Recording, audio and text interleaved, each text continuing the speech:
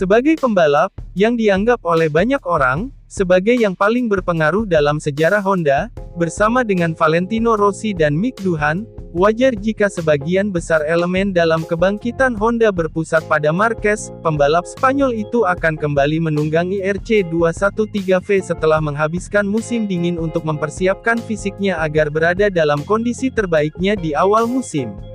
Ia menjadi serius tahun lalu dan secara terbuka meminta reaksi dari pabrikan Jepang saat mereka mengalami musim kedua tanpa kemenangan dalam 3 tahun terakhir. Perubahan pola pikir manajemen senior Honda dapat dirasakan dalam pernyataan terbaru Tetsuhiro Kuwata, di mana ia secara terbuka mengakui kekecewaannya pada posisi mereka sebagai pengejar dan bukan yang dikejar. Sayangnya, Ducati berada di depan kami, komentar Kuwata beberapa minggu lalu. Sungguh membuat frustrasi melihat kami tertinggal dalam hal itu, bahwa kami mengejar.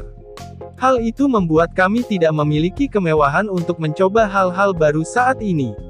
Kami ingin mengubah tren tersebut secepat mungkin. Ada beberapa indikasi bahwa Honda, yang sebelumnya pabrikan terkuat di padok MotoGP, memang telah mengubah langkahnya. Pertama, penggabungan personel dari pabrik lain, dengan perhatian khusus pada Ken Kawauchi, yang direkrut dari Suzuki dan akan mengambil alih posisi direktur teknis dari Takeo Yokoyama. Masuk ke dalam kompetisi untuk posisi sepenting yang sebelumnya ditempati oleh Yokoyama, sebuah perlengkapan permanen dalam struktur, menunjukkan bahwa fondasi HRC bergerak lebih dari biasanya. Bersamaan dengan kedatangan Kawauchi, bagian teknis dari bengkel pabrik dan LCR juga telah ditata ulang, namun, keberhasilan perombakan Honda sepertinya tidak akan membuahkan hasil sebelum paruh pertama tahun ini selesai. Dan pada saat itu, mungkin sudah terlambat, potensi motor yang akan diuji oleh Marquez dan Joan Mir akhir pekan ini kemungkinan akan menjadi titik balik bagi Honda. Entah itu ke arah yang lebih baik, atau sebaliknya. Dalam kasus terakhir, siapapun akan berpikir bahwa sulit bagi pabrik di Tokyo untuk melakukan hal yang lebih buruk. Terakhir kali menjadi juara konstruktor pada 2022, tahun di mana mereka tidak meraih satu pun kemenangan. Tim kerjanya, Repsol Honda, finish di urutan ke-9 dan tertinggal 60 poin di belakang tim debutan VR46 Ducati. Namun, bisa jadi kejatuhannya tidak berhenti, tetapi justru semakin menjadi-jadi. Dalam struktur HRC sendiri ada keyakinan yang berkembang bahwa, jika motor 2023 tidak mewakili langkah maju yang signifikan di mata Marquez, sang multi juara kemungkinan besar akan mencari jalan keluar. Hal ini bahkan bisa dipercepat dan terjadi pada tahun 2024, tahun di mana ia masih memiliki kontrak yang berlaku. Dan untuk saat ini, tanda-tanda mengenai RC213V hampir tidak mengundang pelemparan konveti untuk menghormatinya, sebelum terjatuh di Jerez 3 tahun lalu, musim terburuk Marquez terjadi pada 2015, saat ia finish di posisi ketiga dengan 242 poin dan 5 kemenangan serta 9 podium. Performa tersebut akan membawanya bertarung memperebutkan gelar juara tahun lalu. Pada titik ini, kita dapat menyimpulkan bahwa Honda membutuhkan Marquez lebih dari sebelumnya.